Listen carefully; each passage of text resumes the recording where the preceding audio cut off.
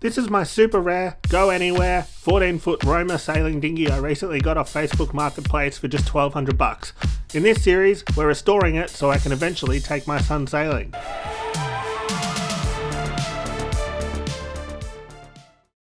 Okay, so it's Saturday morning now. First job for today is to get this outboard bracket in the right place. So I'm going to undo the bolts I test fitted the other day and then try and move the whole thing down as far as it goes and across the width of the throttle so that it sits in this little corner here properly and isn't kind of clashing with the transom. And then I'll test fit it again and see if it works, and hopefully that puts the engine at a height that isn't going to clash with the boom. And yeah, we'll see how that looks. So I had a few comments last week asking why I'm putting an outboard on a boat that's already got oars. So I think it's the responsible thing to do, really. Where I'm sailing this thing, it's not the most protected place. And obviously I'm piling the sail area on, and if I end up losing a rig, I want to make sure I can at least save myself and get back to the boat ramp.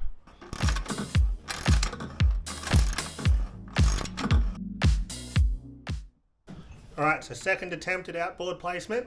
I'm hoping this time it's able to be straight with the throttle kind of in a good position to operate. And I reckon it's already a lot lower, like I don't think it's going to foul the boom anymore. So yeah, really happy with that. Still some thought needed on the main sheet system obviously, but yeah, we'll have a look and see how it goes. That's perfect, just sits exactly where I wanted it. And I can still operate all the controls and everything easily. Good prop submersion, so that should be fine. Really good. So you can see the compromise I have in terms of having the engine in the correct place to make it fit relative to the stern castle is that my rudder is quite limited in terms of turning to port, but I can go all the way to starboard, so I'll just have to turn right to go left, but we can live with that. Let's just pull the engine up and check that we have a full range of motion when we're actually sailing. So when the motor's in the raised position, I've actually got I've got a full range of motion, which is perfect because it sits underneath the bracket. So I then went to Bunnings and bought the biggest drill bit they sell that still fits in my drill, and I drilled all of these holes out way oversized and filled them with thickened epoxy so that the bolts weren't actually going through the timber and they were going through the epoxy just to protect the timber from water long term.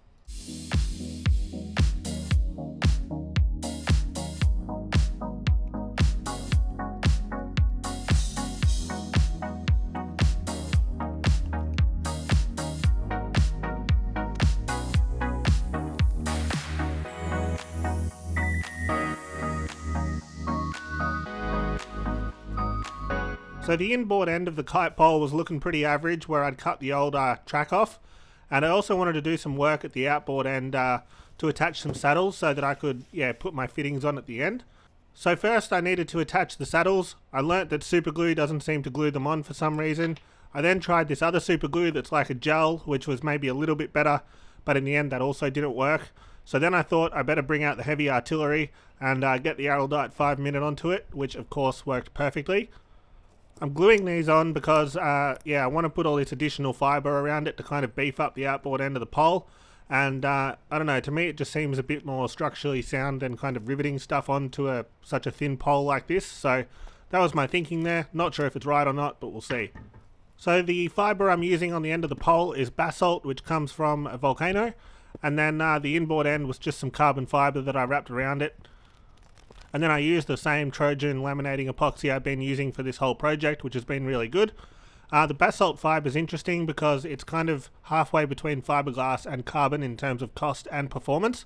So far that's worked really well for me in everything I've used it on. And I've been really happy with it.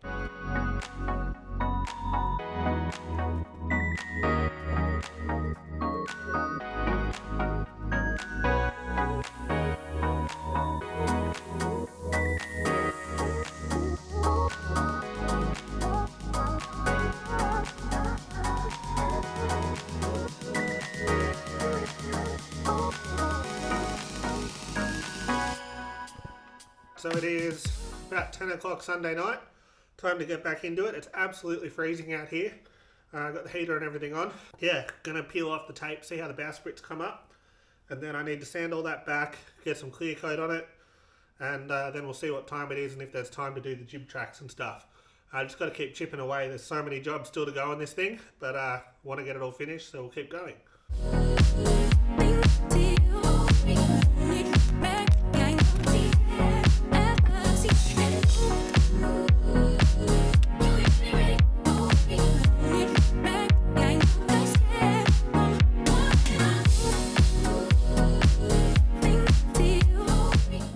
it's Monday night. I'm pretty happy with how I got this pole to end up.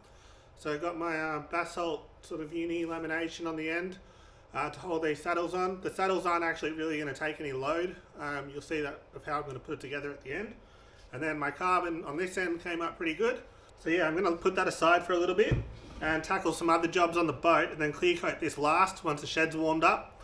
And then I'm not going to be sort of walking around in clear coat fumes all night. So yeah, let's get into it and see what we tackle next.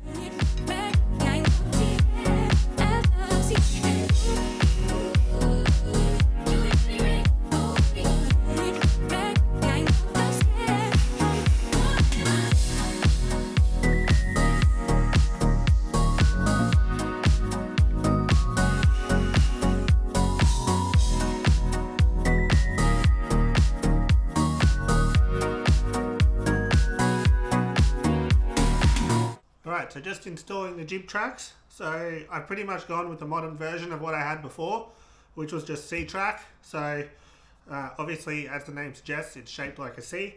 I could have gone with a little like 14mm ball bearing track and then had a adjustable car lead or something so that I could adjust the leash tension from the windward side, but it's pretty hard to justify. Like on a boat like this, you just want something simple where you can adjust it on the windward side and then tack. Or I think with this jib being so small, I'd be able to just move it anyway if I sort of heave to and just do it. So I'm going to put my jib cars on. So I've just gone with the one with the cam cleat on it. So nice and simple, swivels, and that'll just do the job. And then I've got a bit of a puzzle. So I bought this one as well, which I know what it's for, but I'm going to put this at the front of the track on starboard. So let me know in the comments if you can figure out why I'm doing that. That won't be revealed for a few episodes yet, but I think it's a cool idea and it will make things a lot quicker in certain situations. So let me know what you think I'm thinking with that, but that's going to sit at the front of this starboard track. The headsail car will sit kind of in the middle of the track where it was before, and off we go. Just a massive thanks to Ronstan for sponsoring the fit out on this boat. It is so cool to be able to give it a real spruce up and make it look awesome by using all the sort of latest state-of-the-art stuff. So yeah, big thanks to Ronstan.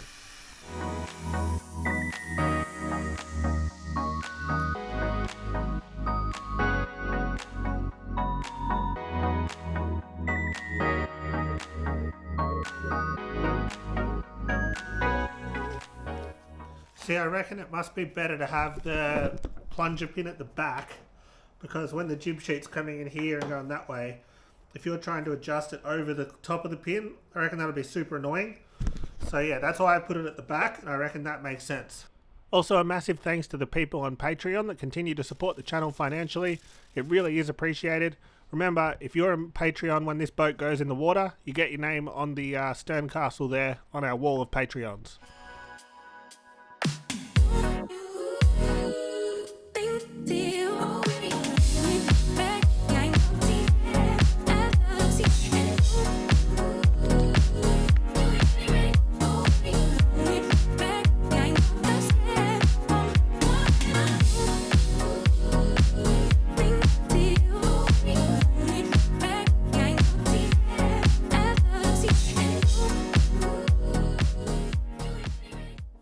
So it is Wednesday night, pouring rain, but that's winter.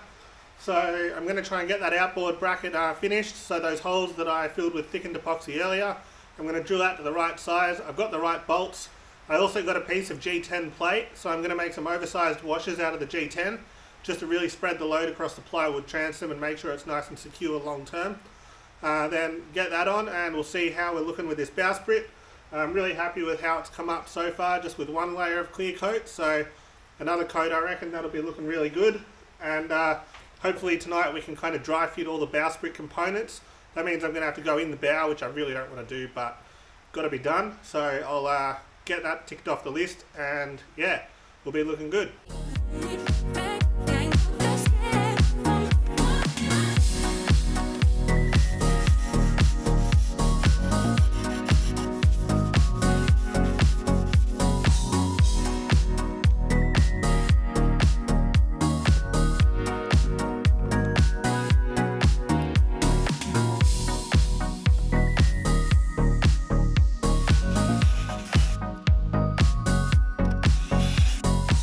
So of course the front outboard hole for the bowsprit support was actually too close to the deck stringer, and I couldn't get the backing plate with the built-in nut on. So then I had to extricate myself from the boat again and cut off as much material as I could around the nut, and then go back inside the boat with my Dremel and grind out as little of the deck stringer as I could. As obviously this was a very smoky situation, and I was wondering how combustible this boat is. There's an ad in Australia called Dumb Ways to Die about not getting hit by a tram, and I felt like I was going to end up on that ad as getting stuck in your cruising dinghy and lighting it on fire while you're in it.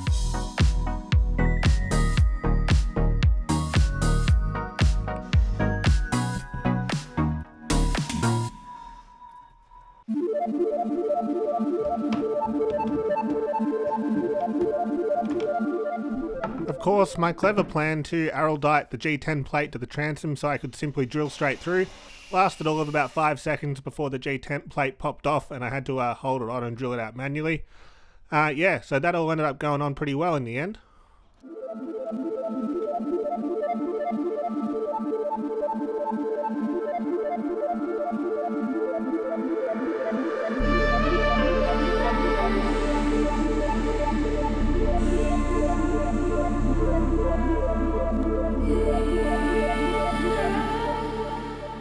So this is our idea to sort of distribute the loads from the deck down into the sort of keel timber of the hull. So I got these little like threaded eyes that go on the end of the bolts. So I'll have my plate with the nuts on it, and then underneath that I'll screw on these threaded eyes nice and tight, and then I'll have Dyneema strops going off the shackle to a low friction ring, and then another strop coming up from the keel timber with a low friction ring, and then a lashing going to each one to tension it right up, and then that should give the deck some actual support pulling downwards, so that even if the bobstay at the front comes off or something, there should still be enough strength and sort of structure inside the hull to stop the whole deck peeling off. So kind of important, so I'll do all that now, and it should be cool to see it all come together.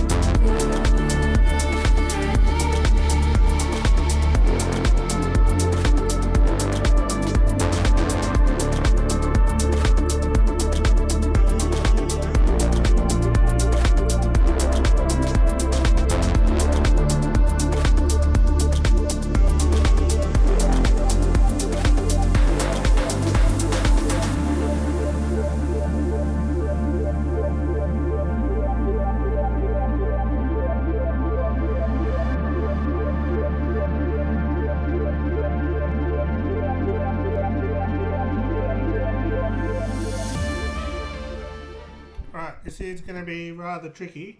I just need to kind of dry fit it all and just get a feel for if it works, and just get it all to stay there. So I'm going to get my butyl tape, which I've seen people use that as a substitute for Sikaflex anyway. So I think I'm going to put that on the bottom of my brackets and then push them into the holes. And then I should be able to get the pole to sit where it needs to be just with the stickiness of this. Then I can go in the boat and see that there's enough thread poking through for all my stuff to fit on the bottom. Then I can probably put a bit more butyl tape on the nut piece, get that to stay up underneath the deck. Then I can run back to the top side, take out one bolt at a time, and then put Sikaflex all over the bolt, and then put them in from the top one at a time. We'll see.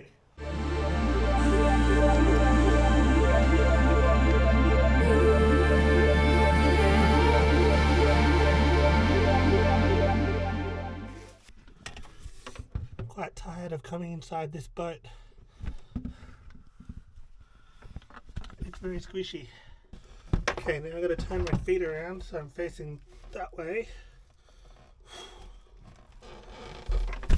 I was reading a thing today from Eric Coleman, and he reckoned you could convert this to have a forward cabin that could hold like a 6'6" bunk, and I'm 6'5", and I'm like a pretzel. So I don't know what his thinking was there, like how much cockpit you got to take up. It'd be quite cramped.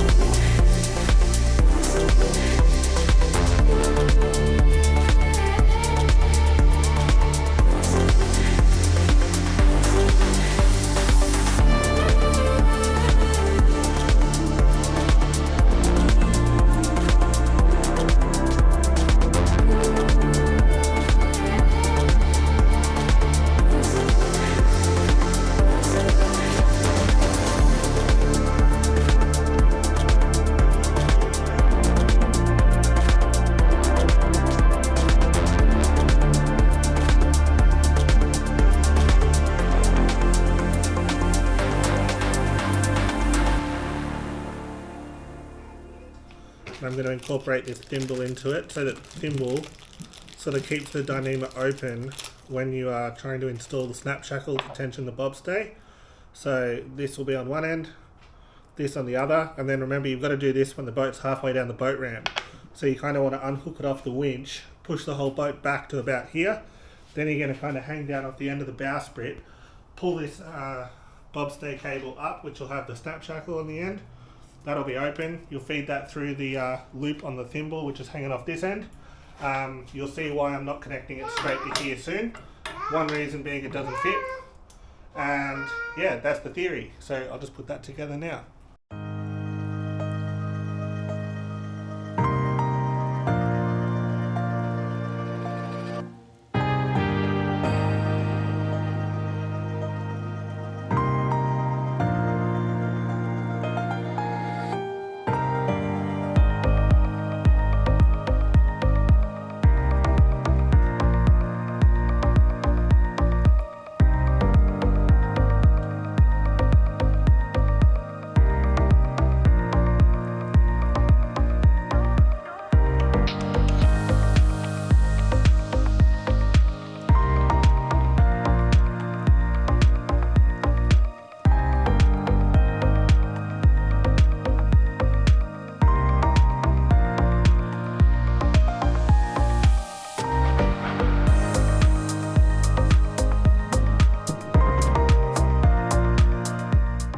Of course, I still hadn't removed enough material to actually get that eye nut on, so I had to Dremel off my nice epoxy work from before, get the eye nut on, and then paint it all in epoxy again to seal it from water.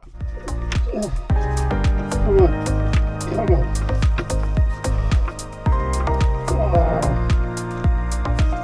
Come on.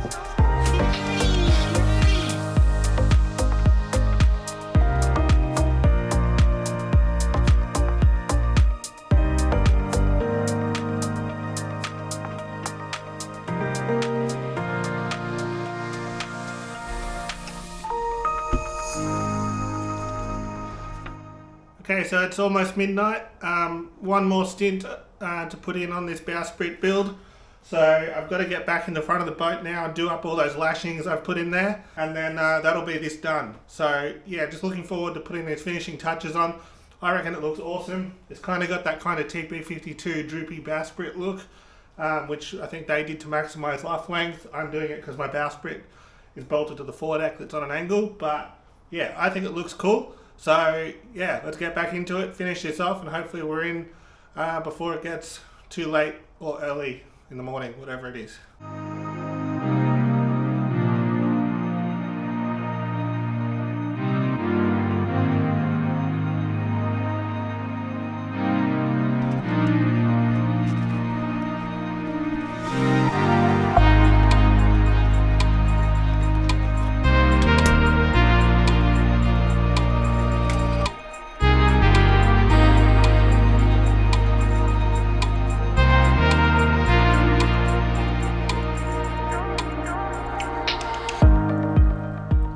Okay, so I need to fit this block. So I'm going to have basically a furler here, and then I'll have a 2-to-1 tack line so I can get enough luff tension on my Code Zero / Screecher downwind kite thing.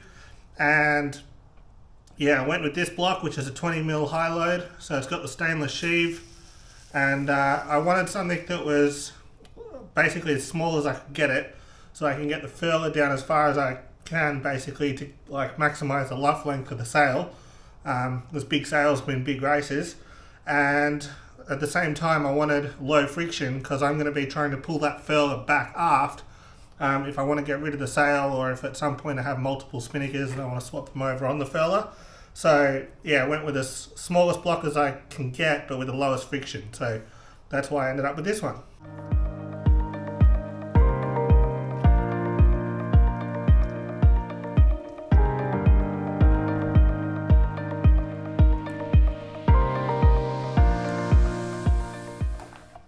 There we go. So it must be about 12:15, but we got it done. I'm really happy with how that looks. Like, I was dreading that job since I got this boat. I knew it was going to suck, and it did.